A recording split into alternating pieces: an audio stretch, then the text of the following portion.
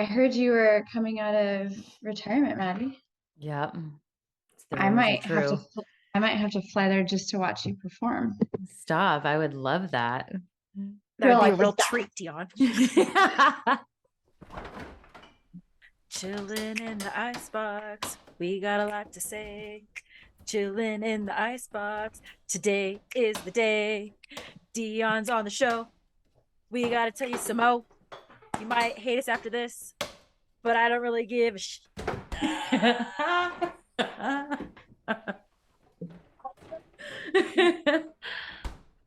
All right. Welcome to Chilling in the Icebox. We're back again. As usual, you have myself, Coach Laura, and Coach Madeline. And we have a guest who's been on our podcast before, Coach DIONNE Hill out of Texas. So yeah, we're here to tell some good stories. Yeah. Should we do 10 secs? Yeah, 10 secs. You go. Yeah, 10 secs. Oh, okay. Wow. Okay. I had like two, so can I have like 20 seconds? Yeah, you can have 20 secs. Okay. My first one is I taught a class today out here for the first time. Yeah. That was for Laura's class. It was fun. I haven't like taught, well, first of all, it was like a mobility core breath work type of thing. Which is fun because I feel like a lot of people don't know how to use their core, and breathing is a lot of core work. Ain't that the truth? And so it was really fun to kind of like break that down for Yeah. people and make them see like kind of how hard it was. But it was also fun to be in front of a group that was like my ICEBOX group. Like I totally, like, it's just different when it's like your people. Like it's just it's totally different. So I'm hoping they all come back, which would be really cool. And yeah, it was really fun. I think we're going to continue it on to next week, which will be fun. And I hope we have the same people, if not more people. If you watch this, we do a Zoom. So you could Texas, Vegas, Utah, Hawaii, Europe, Poland. I've been getting phone calls from Poland all day. You know, maybe they're trying to get on the class. So we have a Zoom link next Wednesday night at 5 p.m. Pacific. No, 6 p.m. Mountain, yes, 7 p.m. Central, 8 p.m. Eastern. I don't know the rest. So if you live somewhere else, I'm sorry, but that's all I got. Core work and yoga, not yoga, restorative type active recovery, but it is a workout, but it is relaxing, and you should join us. That's awesome. And Laura, snaps for you. Congrats on your first class in your brand new gym. How exciting. I know. It was fun. It was so much fun. It just felt so homey. Oh my God. I bet it was the best vibe ever. And I'm just imagining how good like the sunset probably looked out that window. And I wish I was there.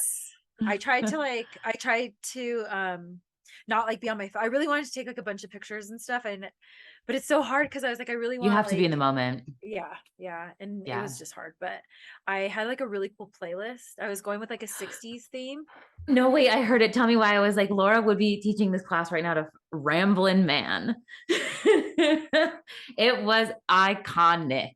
I also, let me see if I could like play it for you guys. I meant to tell you that when we were talking before. She also said vibe a lot, like a lot. It's a vibe. She was like vibe, like I think she felt it, so she just had to say it multiple times. But I feel like here's like my chair. Hold on.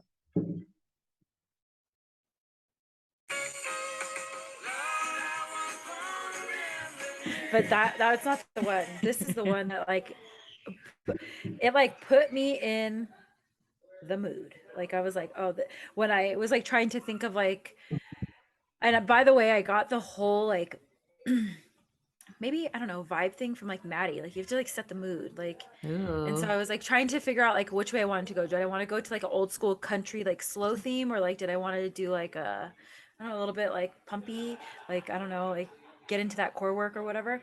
But then I like just pressed shuffle on my phone, and this song was the first song that came up, and I was like, this is it. This is where my phone spoke to me, and that's where we're going with this. Oh, how cool. I love that. So Yeah, that's how I got that 60s-ish theme, which Damn. is really cool. It was really good. Okay, wait, was that the first? That was 10 That was the secs. first We have one. 10 to go. Okay. That was The other 30. 10 was, if you've never had elk meat before, first of all, you have to have Dennis cook it because I'm gagged at how good it came out. It was Dennis, don't watch this podcast because I'm just kidding. But it was so good. I was like, oh my gosh, it just like melted. The way he cooked it was chef's kiss. Is that what they say? So good. It was, oh my gosh, it was so good. And if you've never had elk meat and you've never put it into a MyFitnessPal or a it's nothing on the whiteboard, there's like no fat and it's all protein. Yeah. And that's and all I got to say about flavorful. that. And it was so, I'm dreaming about it right now. You know how I know it was good is because I didn't get any pictures, so she was just too excited to eat. She couldn't even. Yeah, and I ate mine in a salad. They were eating street tacos of it with like, oh my god, it was. I can't even. It was just so good. It was really. That's I'm sure really Dennis good. has pictures. Okay. But that was all my. That's my 10 secs, 20 secs. Stretching, vibe, and elk meat. Yep. You heard it here first. Maybe you should start selling like you could do like a elk jerky after your class. Get a little sampler platter, like eat her at the door. Get your elk here. Oh my gosh. Yeah. Okay, fun. I love it. All right. Okay, who's up next? Dionne, you want to go? I really don't. I mean, my like stories are longer than 10 seconds. Let me think. Okay. Ours aren't. Mine were 10 seconds on the dot. Yeah. So I went on a haul today. Ooh. And I do have a haul for a little Show the haul. Show the haul. Show the haul. I'm not prepared for this haul, but I will tell you. She pulls out the bag. So I'm not prepared for this at all. Actually, this is the new top. Actually, so I came up on a jacket, and I came up on a jacket for my sister too. Oh yeah. And I asked them because it's a new jacket. It's not so for all the Lululemon loves, right? So this is a new jacket, but because they're not going to restock it at the store, they put it on the like clearance rack. Whoa. Yep. Yeah. And then of course I got my sweat collective. So we basically got a badass jacket for, I mean, I would say it's still a lot because it's going to last forever. I'm sure Peyton and Penelope are going to try to wear it next year, but I'm putting a padlock code on my closet. On her closet. You're really not going to show us this jacket after all this talk? Wow. I know. I thought she was going to like go through your 10 seconds. Well, I don't want to miss it, but hold on. My 10 seconds is easy. I'll tell you my 10 seconds right now while you're gone. My 10 seconds is I'm going to try really hard to stay all the way the fuck back here with this little guard now, because every time I edit these podcasts, everybody else's sound is like normal. And mine is like blown out because I can't shut my ass the hell up. So my 10 secs is I'm using this today. I'm going to stay back here. Do you get close like this? I don't know what it is, but my first experiment is to sit back here. This is keeping me at bay. Yeah, that's my 10 secs. So nothing's wrong. Show us your jacket. I think it might be. Yeah, shut up in the jacket now. Yeah, model for us. Okay, so what is the line of this bad boy? I should know these things. Okay, it's the Radiant Jacket Hood. I think I'm on the Home Shopping Network. Yeah, did you hear that nice thick zipper? That thing's not getting caught on anything. Okay. Or it is, and just blowing through. Franks and beans. Okay. Franks and beans. Damn, this is a good jacket. It is. All right. Collar. Luxe. Collar and check. Oh, I love a collar hood combo. Me too. Hood. Okay. She said it feels a lot like difference on the scuba. There is no Lulu on the hood. Good to know. Okay. Yeah, doesn't make or break for me. It's not a make or break because I will tell you, I'm going to lower this just a little bit because the detail is in the back. And I'm all about the backside these days. I mean, who's not? Okay. Oh. Like a ribbed or something. A bike. What do they call that? Moto? Yeah. Yeah, yeah, it looks like moto. And it's long. Is it like green or is it black? It's green.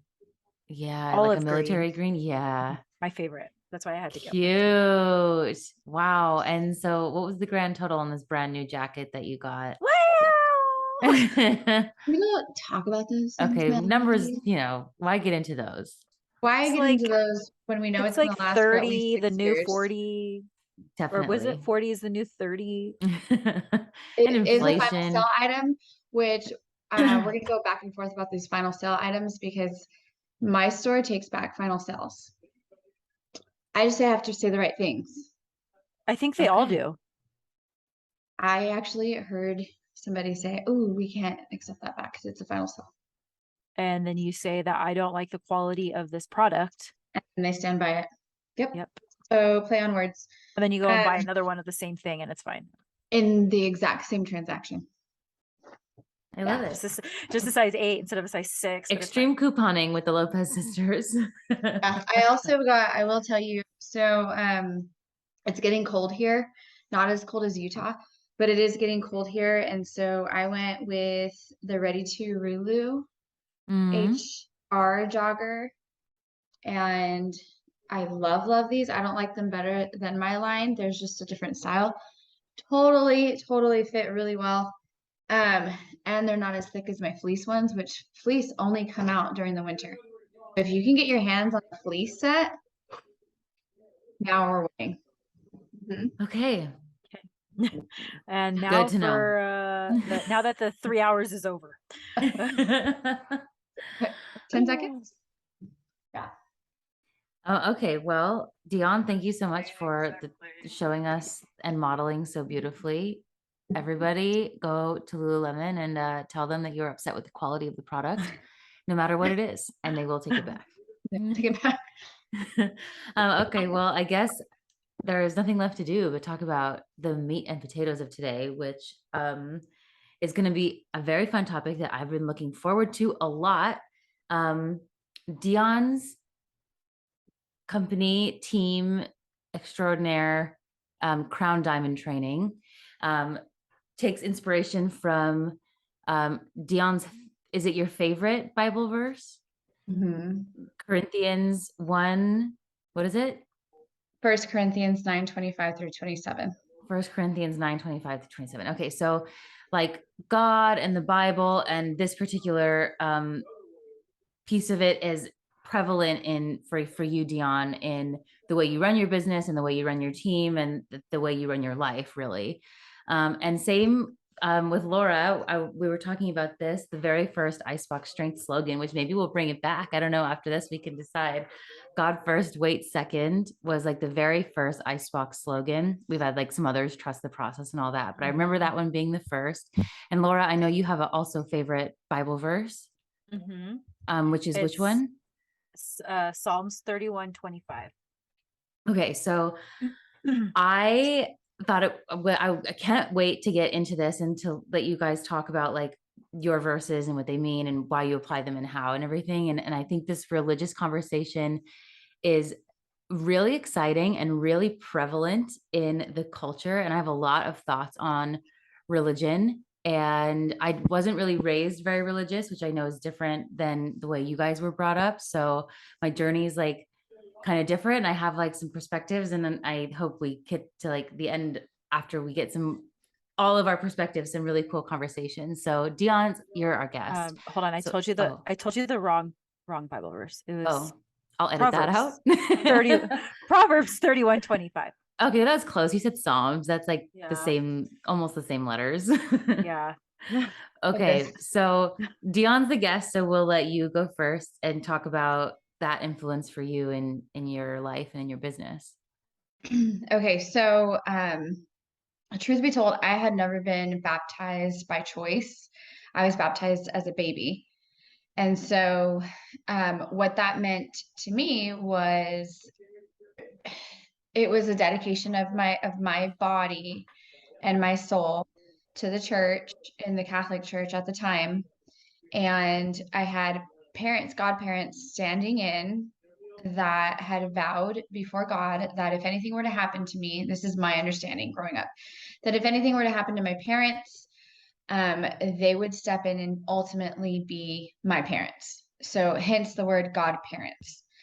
Wait, and so you thought that as like a kid, like as in what age? Like what are we talking here? Like from like birth to like 15 or like to 20? I mean, I still believe that if anything were to happen to mom and dad, that those two individuals would step in.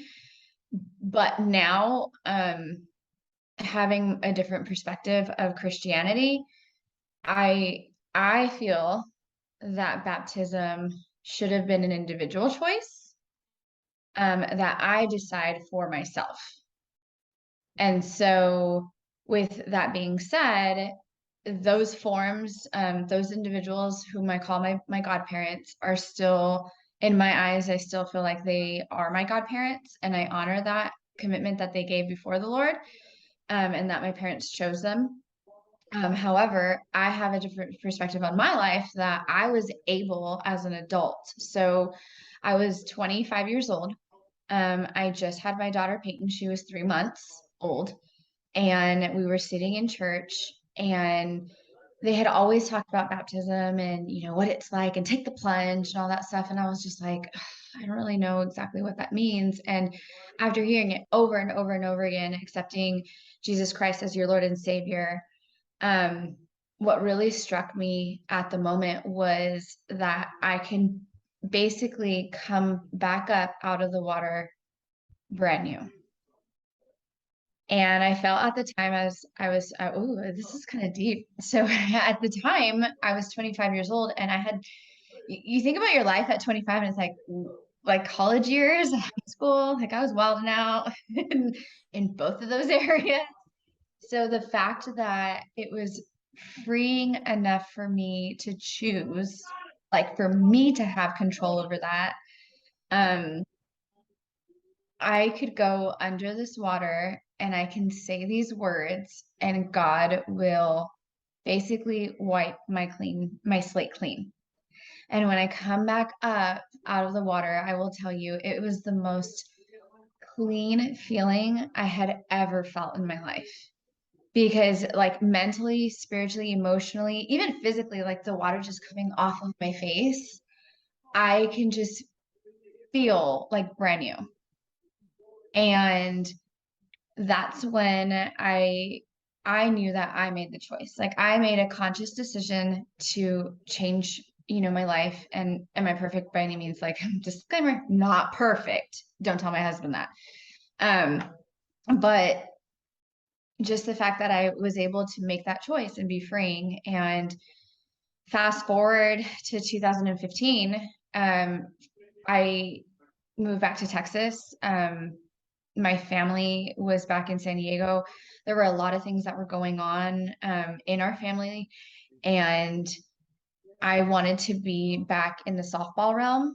I never really let it go when I was in San Diego, but I was a new mom 2 times, and I was working, and so I never really had the opportunity to go back and coach. I would go and help a bunch of San Diego teams, but I never got to have anything called my own.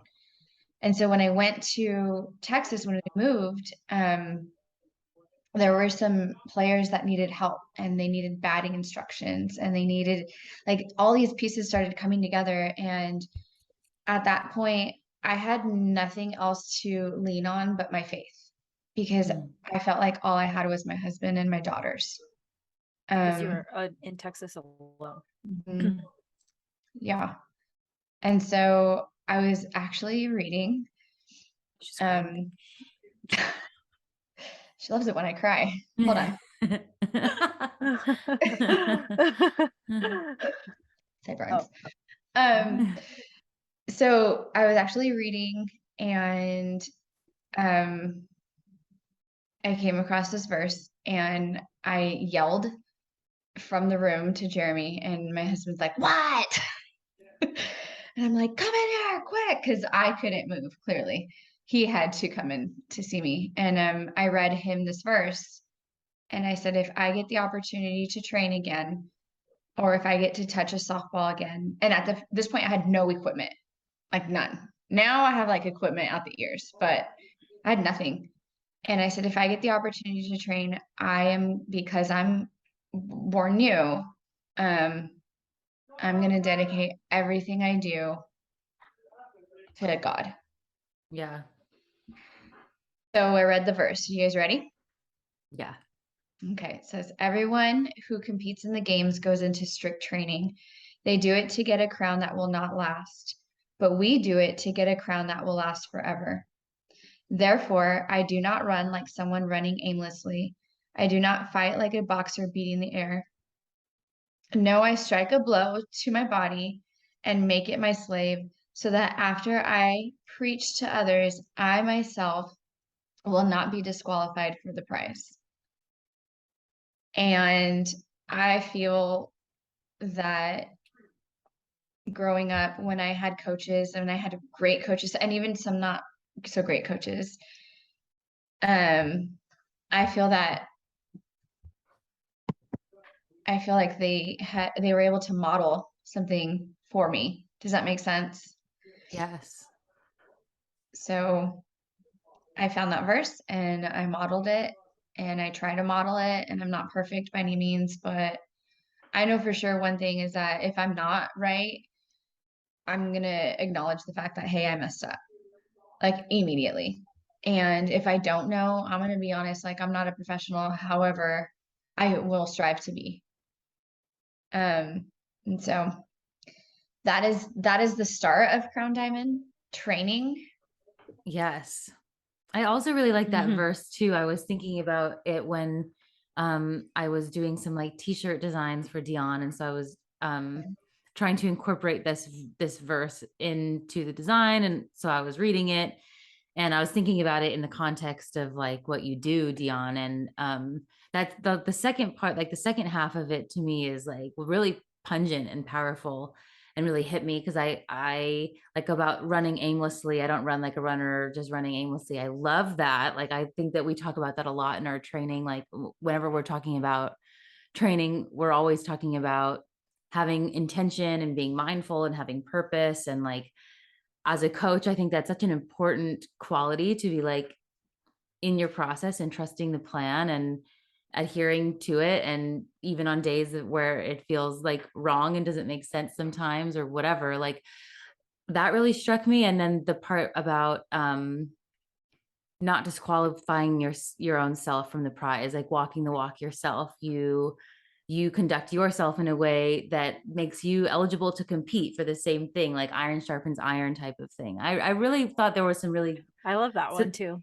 such a short quote. Yeah. That had so many good pieces to it. Yeah. I think what what I love about it, because obviously she's working with like the youth. So to me, as like a young teenager, like I put myself in those shoes again, and to have that type of guidance through sports, because I didn't have that through sports. Right. And so if I would have had that type of guidance through sports, maybe my faith would have been a little bit stronger, and I would have been, I mean, because we played the weekends, we played on Sundays, so we weren't going to church on Sundays. But to have that foundation in my athletics as from a coach, coming from like somebody that's not my mom, right? Like you listen to your parents, but you respect your coaches and you listen to them a little bit more. And maybe my strength with I guess my strength with God at that moment would have been a little bit stronger. And so I think of like those teenagers and I'm like, wow, that's such a gift that you're giving them. And I just got chills right now, just so you guys know. Well, and I also think in so many ways, which is one of the reasons I'm so excited to have this conversation, is that they do really go well hand in hand in a lot of ways, like religious faith and the pursuit of athletic greatness. I don't know how else to say that, but there's a lot of things about both of those like journeys and relationships that are so similar and really support each other well. Also, I don't know if either of you got the alert that maybe just me, because I'm the host, that this free meeting is going to end in 6 minutes. I was going to tell you. Yeah. Now we should have unlimited. It still says less than a minute, but here we still are. I feel like it's been more than a minute. Oh, I'm the host now, it says. You are. But you're supposed to be. You're supposed to be the host. We're back. Okay, so let's try to get back where we were. We love God. Ladies who love God. Okay.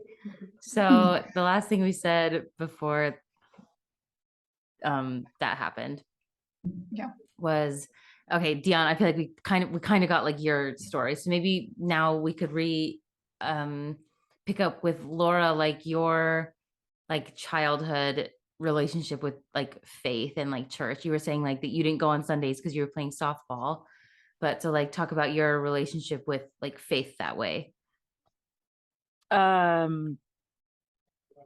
Well, I feel like, so we were, like she said, we were baptized when we were born, and then we were actually Catholic, so we did like a lot of Catholic stuff, our first communion, all that. And then kind of like when we got like into playing like on weekends, we stopped like going to church pretty much. So I just, are we going into the whole story of faith, or like how I like, well, I mean, as much as you would like to share, I would like to hear. Brought into ICEBOX, is that what we're? Well, that ultimately, yeah, but I feel like there's a lot that happened before that, I would think. Yeah, I mean, so like so like growing up, we played on the weekends, so we weren't going to church, and like we just had like, I only had really my mom and my grandma to like rely on for like faith type of things. My grandma was Catholic, and my mom at that point had turned Christian. But like I said, we were gone every weekend playing tournaments. So we were never at a church, and like our kind of like, we believed in, or personally, I believed in God, but I just didn't have like the solid foundation of it. Right. And then like hard things would happen, like as you get older, like I was in college, and hard things would happen. And everybody's like, oh, I'll pray for you, or like you say it like, I'll pray for you. And I always think back on that, because I say it like, I will pray for you, and I really mean it. But there was a time, like, not that I didn't mean it, but like it just wasn't like, I wasn't, I don't want to say like I was like, it was like more like a term of thoughts and prayers kind of. Yeah, exactly. Like I did it, like now, like I say it like, I will pray for you, and you better believe that I am praying for you. Like you're going down, I'm praying for you, like we got this, like whatever. But there was a time where it was just like a thing you say, right? Like I'm just gonna say it, like everybody else is saying it, so cool. And then I think like there's like a lot of things that happened. I had moved, I was just like fresh out of a relationship, a very bad relationship. And I was alone. I lived in Vegas alone. And that was like the time where it was like, I mean, like I had to really look within and be like, I'm cool with being alone. Like that wasn't the thing, like that wasn't the problem. Like I was like, I'm fine. This is probably, I'm gonna live by myself forever. Like this is where I see myself. But there was like, I this like emptiness that I kept feeling. And I remember like, I just kept feeling like just real, like alone. And I know I just said like, I'm cool with being alone, but like being alone, like in my own skin. And that was like really uncomfortable to me, because I was like, I'm used to being alone, like by myself. Like, yeah, like I live alone, I don't need to date anybody. Like I'm cool. And then, so I don't know what happened, but like one day I was just sad and feeling sorry for myself. And I just like literally got on my knees and was just like asking God, like, what am I doing? And it is kind of at a point where like I had a good job, but like I didn't know like the direction. Like, I don't know. I was kind of, like I didn't know what I was doing. I didn't know what my life was going to be. Yeah. And that was like kind of scary. Totally. And then like a few months later, I met Dennis, which was really weird, that whole thing. Met Dennis. And then we would like go to church together and we would like pray together, which was really huge for me. There's just like a couple like things that I remember like specifically that I would pray to God and like tell God specifically like this is what I'm asking, you know, like and I was like, well, you know, I always say things, but I'm like, maybe my expectations are like way too high. Like maybe I'm asking him these things and like, yeah, okay, like he's not going to provide, and he did. And I have a list, I should find it, of things that I had said, like if I ever get married again, which I'm never going to get married again, or again ever, if I ever get married, if I ever like, date anybody, yeah, if I cut that out, please. But if I ever get married or if I ever date again, these are the things, like my list that I'm looking for in a guy, right? And some of it was just like down to the beard, really, Laura, like you don't even like facial hair, but I was like, yeah, but these are my asks, like, yeah, I'm not gonna settle, and this is what I want. And then Dennis goes walking in front of my car, and that happened. But like I said, we would pray, and like we would go to church and stuff together, and we had a good foundation from the beginning. And then that concert happened, which that was like a really big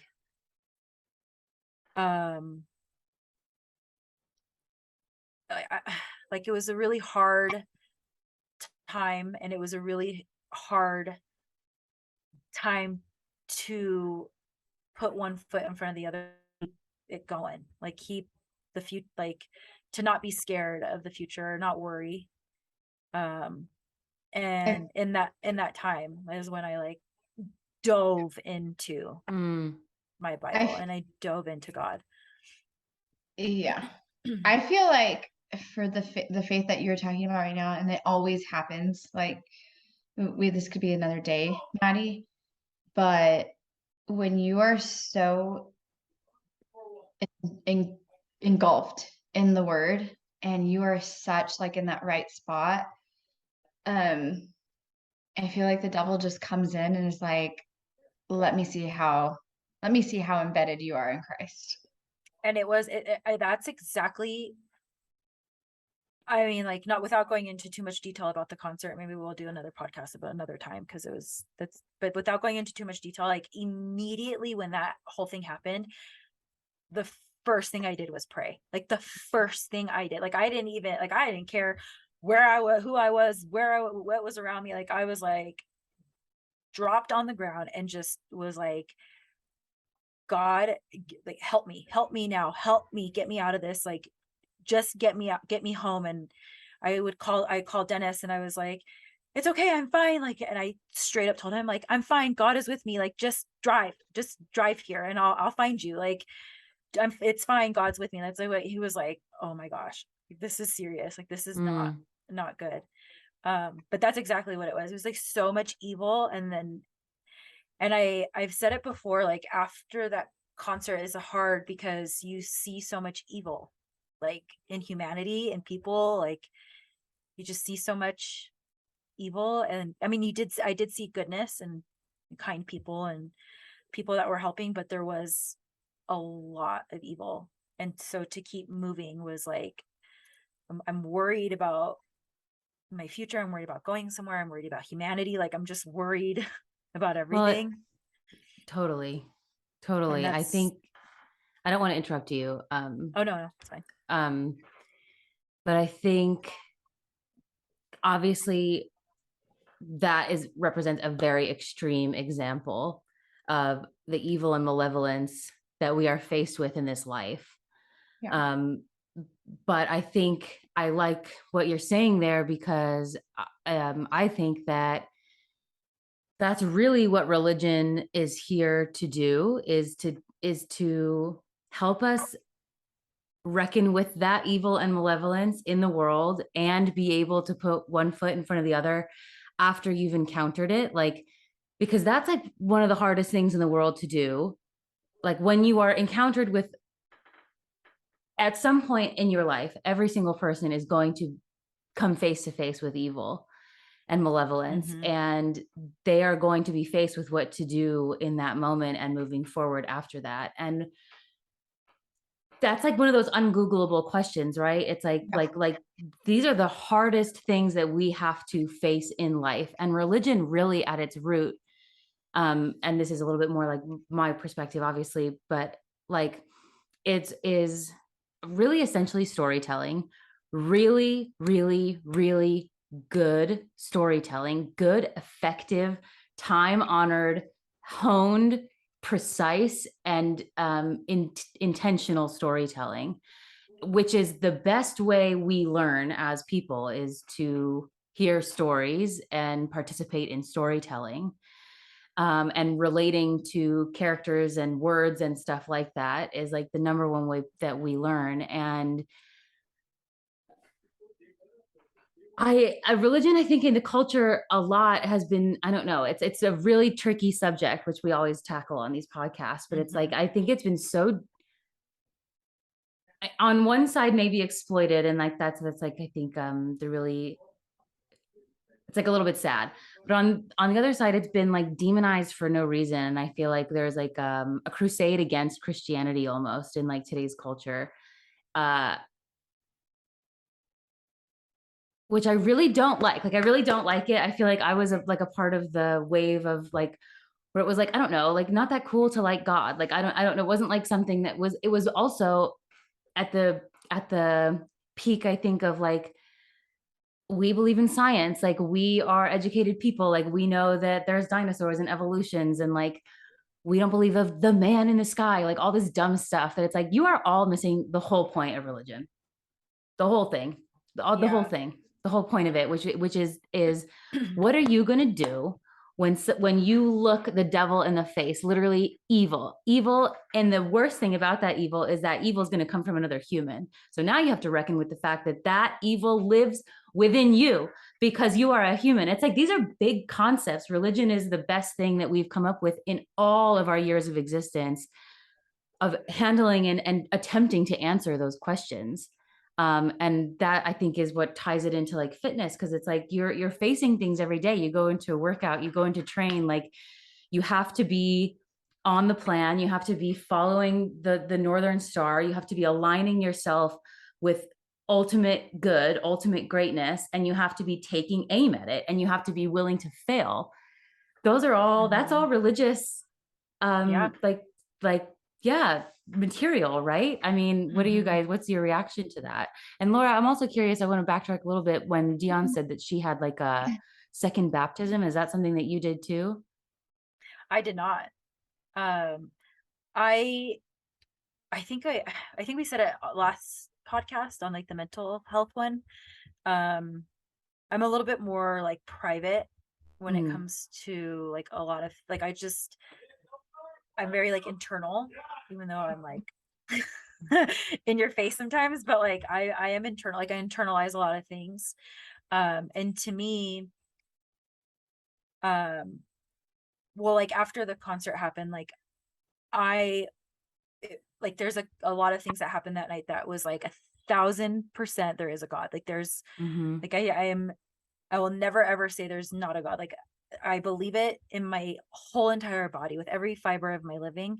And I understand that like the way that people celebrate and dedicate their body and themselves to God is by getting baptized. For me, it was a little bit harder because I don't have like a home church like that. Yeah. So and I do get like envious that, you know, my sister does, they have like a church that they go and do like Bible study, and they do have that. But you know, when we were in Vegas, like the churches that we did go to are a little bit larger. The smaller ones that we went to, we kind of didn't like resonate with them. Then when we moved to Utah, and it's a little bit different, we live in, it's a just different religion here. Right. So it's just, it's like finding that home where you feel comfortable to get baptized. Right. If no, you that's were a to big ask deal. me, if you were to ask me, like, do I feel baptized? Absolutely. Myself, I 1,000% have dedicated my whole body to Christ, our Lord and Savior. Like I 1,000%, like, but have I done it publicly in a, you know, body of water? No. Right. But I also feel like that is something that that you have to feel comfortable doing. Like, I'm not just going to walk into any church and be like, hey, Yeah, no. I'm here to get baptized. Like, I want it to be somewhere where I feel comfortable, where I feel like this is our home. Like, this is where my family's going to be. This is where, you know, like we have our roots here. Right. So that's just a little bit difficult to find right now. I'm not saying that it won't happen. I've also thought about, like, if we did find that, would I feel comfortable getting baptized? Cause I am a little bit more internal and like private in that way. And like I said, like, I don't need to announce it to the world that I have this big, huge relationship with God, because I think, or I know that I have this relationship with God, and I know that my relationship with God is not anybody else's business. But I do try to, you know, plant the little mustard seeds here and there. And when I say I pray for you, I totally mean I pray for you.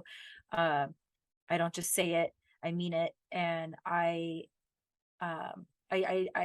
don't know if I would get baptized. Maybe I'll feel different once I find a comfortable home to be in. That's fair. But yeah, so I will tell you,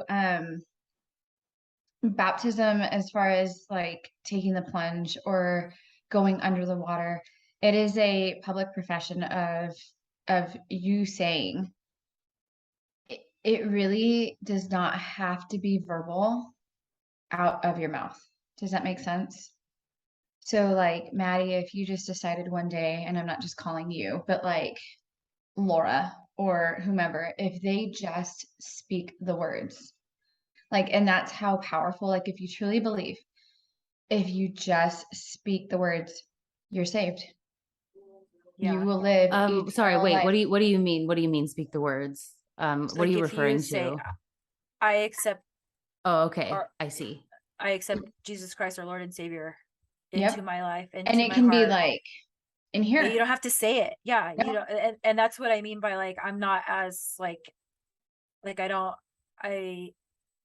it's just uncomfortable for me to be like center stage like that, which I know is ironic because we have this podcast and I'm so famous, but it really is. I feel uncomfortable, kind of being put on the spot like that.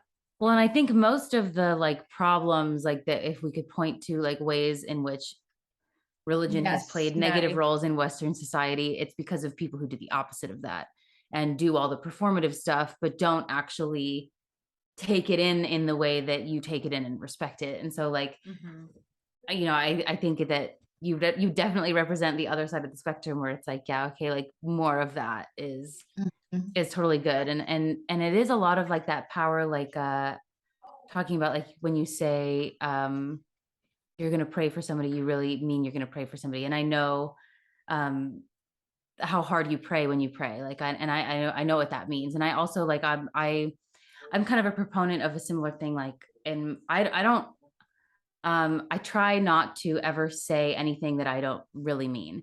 And I mean that like across the board, every word out of my mouth, I have to like legitimately mean it. Obviously not like, you know, jokes, like, okay, like I'm a human person, but like, I don't say things out loud that like, if I say I'm going to do something, if I've said it out loud, I'm doing it that's not, you know, like, it's your word. Right. And then that part right there, it's your word. And it's like, and valuing not just your word, but the word and any word in general, like how important speaking and talking and storytelling really are, like, and accepting the weight of that into your life and walking with accountability and responsibility for your word and only putting out good stuff, because it really is like if you speak into existence your life. So if you speak into existence, I don't want to go to work today, you are creating a world in which you don't want to go to work. If you speak out loud instead in that very moment, I am so blessed I get to go to work today. Like, you are now blessed that you get to go to work today. It is literally like, it's that powerful. And I think that's what you were saying, Dionne, like in terms of being saved, like you speak those words or you manifest those words and you are. And I think that's true, like in general. And again, this is another thing that I think religion like really offers people and helps people with, and a really important tool and lesson that it teaches people that I think you guys are really great, like representatives of. And I love that you guys lead with that so proudly, because I think it's really special and important. And I want to see it represented in cool, powerful ways like that you guys do. Mm-hmm. So yeah, unfortunately it is, sorry, Laura. Unfortunately, it is not so well received. And like, I'll tell you on my TikToks, like it's crazy because I can post TikToks all day long, and which I thought I was getting pretty good at. But if they're not, well, but if they're not vulgar, if they're not like hateful, if they're not like, there's no content. Does that make sense? So there's no law of attraction to it. And so the ones that do have like good things to say, or like, for example, Laura, you know, ICEBOX came from like her faith and stuff like that. They're probably not going to be like, oh, we're going to go with ICEBOX because, you know, she's a Christian woman who, you know, plans all this greatness and she makes us work hard and stuff like that. They're going to go with the ratchet, like, not saying ratchet's bad, but they're not going to put, there's not, society doesn't bring attention to that. I agree, but we are fighting against that right this very minute. That's my answer to that. You know, like that's what this is. I also think this is my whole like my interpretation of this, and like if I lead in a way, like if I believe these Bible verses that I read, or if I, you know, do something as little as praying before we eat, because we pray before we eat. We pray with Arya every night before we go to bed. Like this is like routine, and whoever joins us in those moments are now praying with us, unless you choose not to, which is, that's totally fine. Like that's your thing.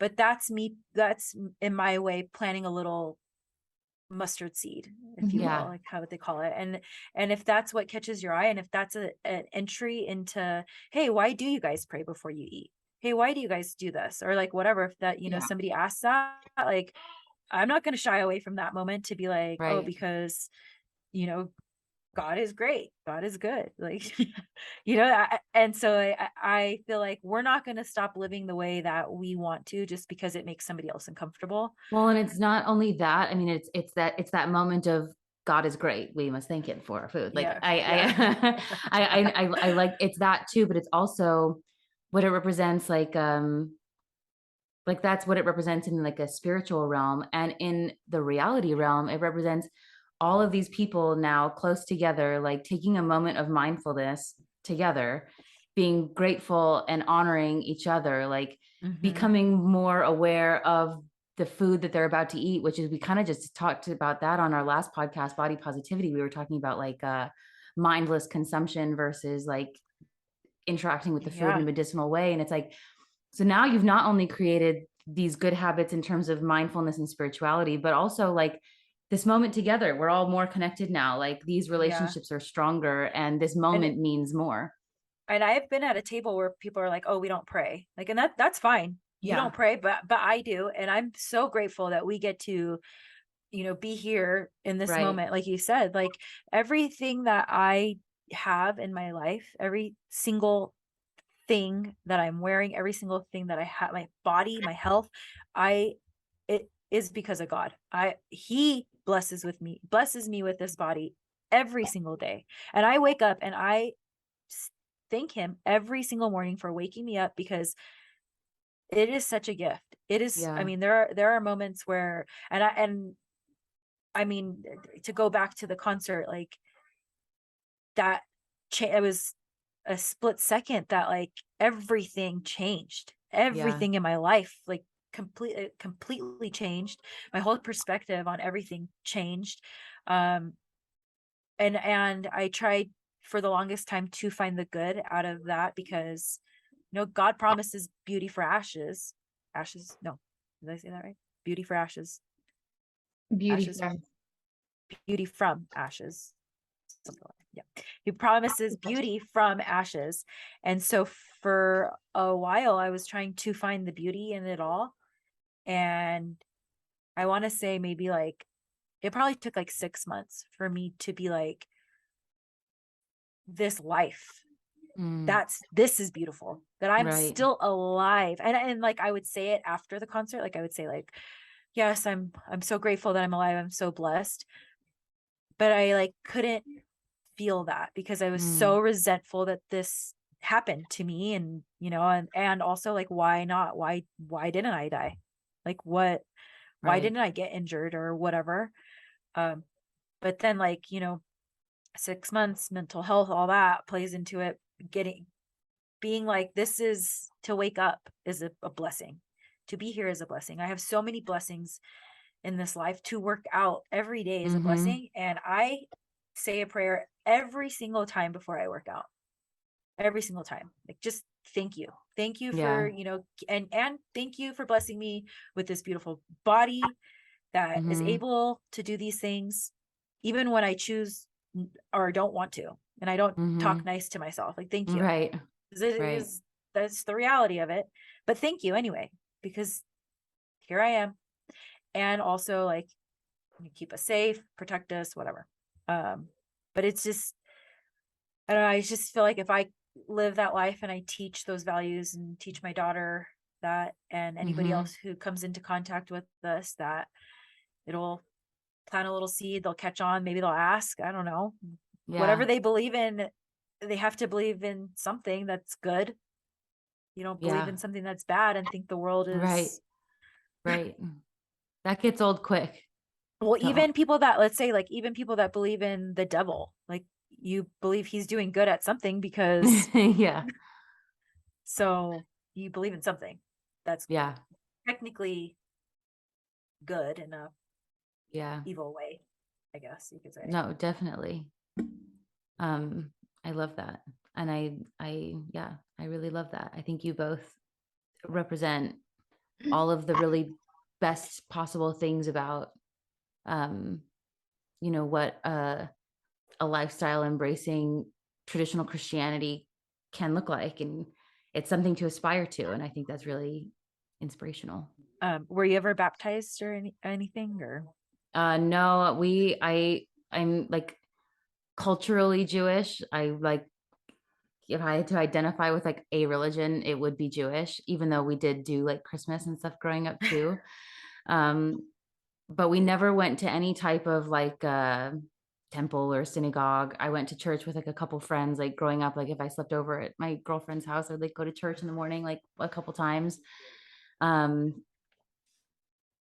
dad is like super sciencey and like never even entertained anything really outside of that. It wasn't even up for discussion. Like my one grandma that was really into astrology was just completely dismissed as a lunatic, like by like everyone else in the family. And it just like religion was just like not really a part of our like upbringing really. So I didn't really have any real relationship with it. But when I was like a pretty rebellious kid. And I think I was like, just what you would expect like a dumb, rebellious high school kid to be like kind of just like anti-religion in a sense, just like anarchy, you know. I was just trying to start problems. But then I think like there were a couple things for me that like really kind of kickstarted it, which was that like I always reference like yoga, but yoga really did represent a shift for me in my life. And like I changed a lot of things about myself as a catalyst from yoga. And I was very much into like the positive spirituality that I got there, and like kind of like started reframing some things. Like I was a big cynic and I really enjoyed being a cynical person until about then, when I started reframing everything and becoming just like a more positive, light person. And so if sorry to backtrack a little bit, but would you ever say you were atheist or just Jewish? I mean, I guess like I don't know, whatever. Yeah, I mean, it was it was, on the one hand, it was like I do. Who am I to say there's not like a bigger power, like the universe, like something, like I felt like there, it maybe wasn't nothing, but also like maybe it's nothing. And maybe like we just die and nothing happens. And that in itself is like totally comforting. And like, who cares? I don't know. I'm just a kid. Like kids, I wasn't as smart as I thought I was. And in a lot of ways I was, but so like yoga is interesting, and like Eastern religion and Western religion are actually pretty much the same thing, except that like I think Western religion is like a top down model, like find the highest good and align yourself towards it. And Eastern religion, I think, is like a bottom up model where it's like you have the highest good within you, so start there and branch out. But I really started getting into that and like the duality and the storytelling. And I still to this day, obviously, like really enjoy reading about religion. But I had a class in college when I was a freshman that was like Bible, like read Bible stories.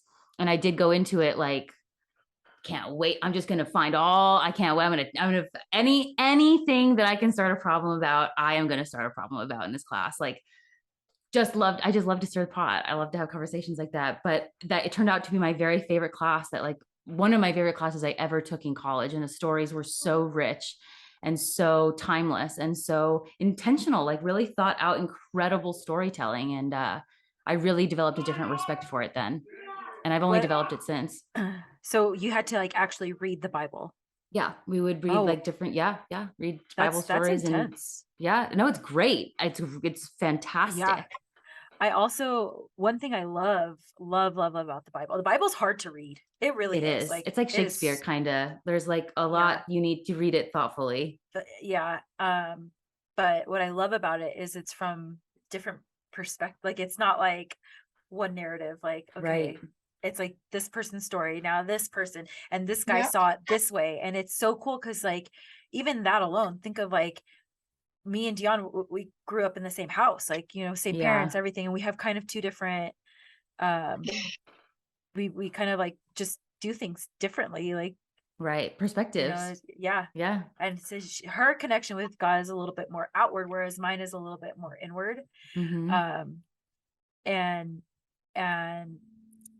I think maybe like, I don't know. I maybe if I would have had a class like that in college, I don't know. Why did you take that class? Is it because you were an English major? Yeah, although I'm pretty sure at that time I was like a biology major, so it's all very fuzzy. I was also partying in college and reading the Bible, but I mean, I did have a lot of like, I had a lot of other storytelling classes ultimately to compare that to, because I did end up as an English major, and that one still stuck out as like one of my all-time favorites. Yeah.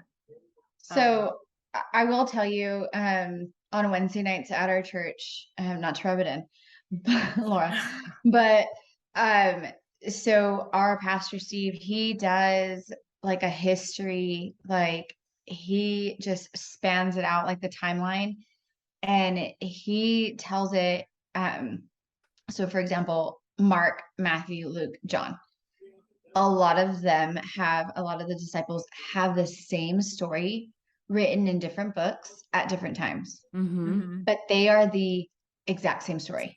Yeah. Like, in God or Jesus, when he was on this earth, he did not change. Like, they all said, yes, that guy can see now.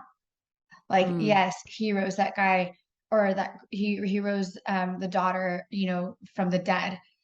You know, like he cleared the spots off of the leper. Like, different people in this book of many books said the exact same thing. And like, that's why I feel sometimes, because in college, I was wild out and crazy. There was this one guy that stuck out to me, that worked at Bentwood Country Club, and he had a lot of negative things that happened in his life, but he was such a good guy. He was, and he was a dad, and his daughter was, I think, 16, single dad, worked 2 jobs. And, you know, he was like, the Bible's, like the manuscripts and stuff were coming to the Smithsonian Museum or something like that in New York. And he was going to take his daughter to this museum to show her that this is not real. Like, he was hell bent and determined. And I said, you can't. Like, you can't prove that it's not real. There's so many different guys in this book, you know. So he was going to go to the Smithsonian just to prove that it wasn't real. Because his daughter believed. And he didn't like it. He was like, why would your mom leave? Like, that was like a cop out. Like, why would your mom leave? Or why would this bad thing happen? Or why would these good things happen to you? You know, like, because I don't believe, but why are you so great? Like, you're the greatest thing I've ever had in my life. And so, like, he wanted to prove, like, and he was atheist. I will tell you, like, and it makes me so happy versus others that don't understand. He believes now. Yeah. For somebody that did not believe at all in that period of his in time, like, he did not believe. And we would go back and forth. He'd be like, so how's your Jesus? And I'm like, well, how's your nobody? You know, and it was kind of like rude of me to say that, but it's like, you could have him too. You just have to say the words. And he's like, oh, you're not going home, Dorothy. You know, like, like, but it's true. Like, he wants you. And that's the best part about what God has in store for you is he wants you. And I think the loneliness, Laura's okay with being alone. She's not okay with being hungry, but she's okay with being alone. Yeah. Okay. So he wasn't going to get her attention any other way, but the inner parts of her body saying, like, hey, I'm here. Like, he was calling her. Mm-hmm. And he was telling I truly believe that, because I was like, man, and I had like all these like girls trips lined up. Like, we were going to Cabo, we were, going to LA. My girlfriends were coming out to Vegas. Like, we were, and I like had all these things that were like fulfilling, but I still felt unfulfilled. Like, I still felt like I just was like alone. And I remember, like, I would come home from work and I'd be like, I have a house, like, I have a job, like, I have my dog, like, what else, like, what? And it was like, I would go on Netflix and like watch TV or whatever, and I'd still just be sitting there with this like restfulness. Like, I never felt like I was like comfortable or comforted, or like I never, you like get into your house and like get in bed and you're like, my bed, like this, and I would just be like awake, or like something would be like bothering me, or I just never would feel like satisfied. Like, I would go on these girls trips and then I'd be like, okay, now what? Like, now what's next? And so like that was like I truly believe that. Like, I think like God was just like trying to reach me anyway. And like I said, I had like left a bad relationship, which was the person that I was with was atheist, I guess you could say. I don't really know exactly, but and it was like hard to be in that relationship because it did not align with what I was believing in my soul, like, right, at all. And it just felt so forced. And I just look back and I'm like, oh God, why did I do that? Like, I'm sorry, God, I'm sorry. I really am sorry. But also like all these things happen, for a reason. And I don't know, like that's why I love my Bible verse, my favorite one, which is actually on my barbell. I don't know if people knew that. It's on my barbell. I didn't know that.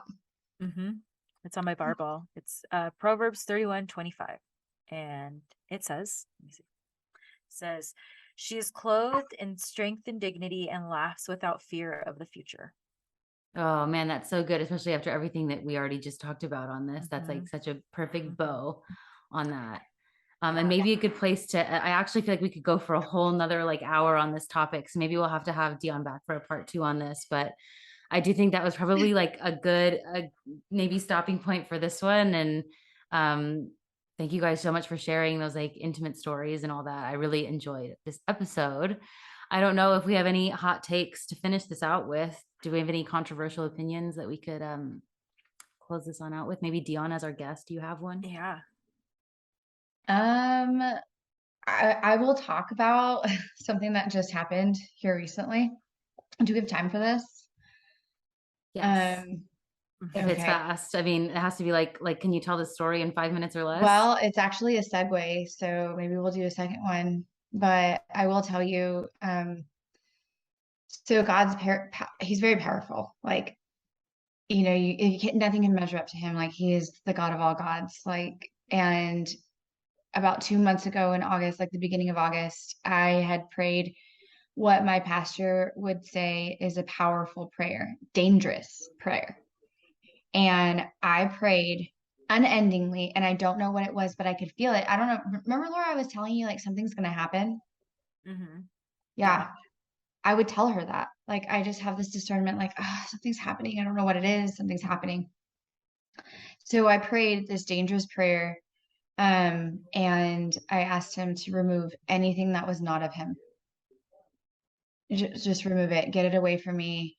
I rebuke it in the name of your name, Jesus. Like, I rebuke anything that's not of you. Get away. And fortunately or unfortunately, that is exactly what happened. Oh. And I'm not gonna lie. It's the most uncomfortable thing that I've had to experience thus far living in Texas. Well, like close to the most uncomfortable thing, but the sequence of events of certain people leaving my life, and then just things just falling apart and things like that. I prayed for that to happen. And did I want any of those people to exit my life? No. Do I still like care and deeply love those people? Yes, some. Some I had found out after uncovering and unlayering things that they were like plotting behind my back and doing things like doing evil and for self gain or for self gratification, and not even things that were hearsay, things that were like written, like written and shared in text messages. And I right now, I can only thank him because I don't see what the future holds for me by any means. Like, I don't have that gift. But I can only say, like, God, thank you for removing it. And I hope you're not done, because I don't want anything that's not of you in my life. And so it made me uncomfortable. I did cry about situations. I more so cried for the people that were affected by it. Like my daughter, for one. Other kids, you know, that just don't understand the situation. And like, we walked up to a place and my daughter had to witness our team basically in the hands of her ex assistant coach on a different field at the same time, knowing we had practiced at the same time, just on a different field. And walking up to that field and looking over at my daughter and watching these silent tears roll down her cheek just made me so angry inside and so sad for her. And I could only look and be like, God, just heal her heart. She doesn't know what's going on. Yeah. So yeah, it's definitely another time of conversation to talk about, but okay. Yep. I like it. Well, y'all, it's been a fabulous episode 13. Chilling in the ICEBOX. Yeah, I guess that's it for this time. Yep. I got no hot takes. Actually, I do. Okay, let's hear it. Unpopular opinion. Are you ready? Yeah. Crystals don't do anything. Oh, yeah. Well, I agree. But I also think that it's like,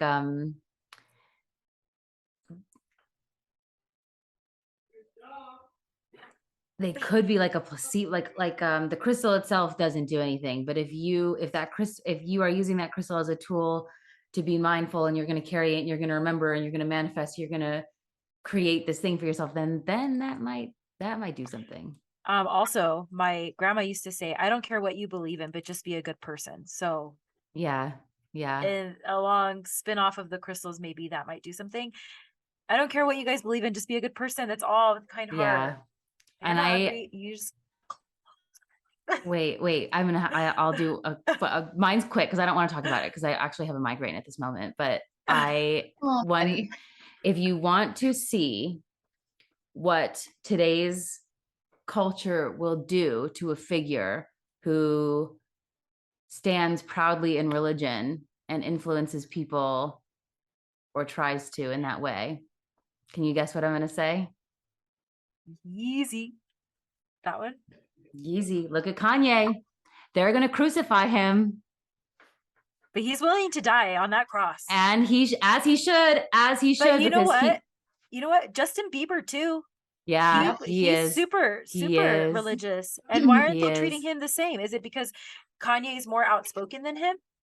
Yeah. Kanye says a lot of controversial stuff. I don't think Justin Bieber ever really does that. No, but he is very like, and but he is super good. Yeah. Ludacris too. He's another one. But they're not ridiculing them. Well, and also like, but Kanye, Kanye's like his 2019 album, God is King. Every song on that is like, I mean, I feel like I'm in church when I listen to it, and I live when I listen to that. I mean, like, I don't know any other artist who's putting out that level of like Christian music. Like, no, we get God's Plan, we get, it's like a one-off. It's like, okay, that's like fun for the day. But Kanye Sunday service, his whole thing. Yeah. Anyway. Lecrae's pretty good too, though. So I will tell you, my daughter loves rap, loves rap. And so Peyton? No. Who did you say? Lecrae. Yeah. And so she had made it her mission one time because I was like, you're not listening to that. Like, every other word's a cuss word. You're talking about whopping. It's not a good fit for her. She's 12. And so I will tell you, she came up with some artists that I was like, who's that? Like, what? They're there, but they're just hidden. Kanye's made himself so public that if they're going to put him on that cross, they're going to be like, oh, yeah, well, let's see. Yeah. Let's see what your God can do. Yeah. Because he's made himself so public. But I think the beautiful thing about that, which he does still have some random things that he just spouts off about sometimes, is that he'll flat out tell you, like, hey, put me up there. Yeah. Like, I'll go right now. Yeah. And I think that's the boldest thing. And I think that's where I admire my sister the most about her. She's being so introverted about her faith, but have you ever gone toe to toe with my sister? Like what? Like fighting, or like we talking about anything? Lifting? Are we talking about eating? Like, no. Like, would you lose? Do you like losing? At anything? Yeah. I mean, there's possibility that I could lose at some things, but I will, if I have the chance to train or do my best, I'm doing my best. Yeah. So honestly, to tell you the truth, like, if you went toe to toe about her faith, she wouldn't. Yeah. Nobody's gonna change my mind. But that's the thing that's so like that I like about like where it's like, you like, I like what you said, Laura, before we like that your relationship with God is not anybody else's business. Like, how hard you go, and your relationship with him, and you don't need to be talking about that because and that I think is the biggest, like that's real power. Yeah. Yeah. I mean, it definitely is. Yeah. Yeah. Okay. Love you guys so much. This has been a good time, and you're not hungry. You're bored. Close the fridge.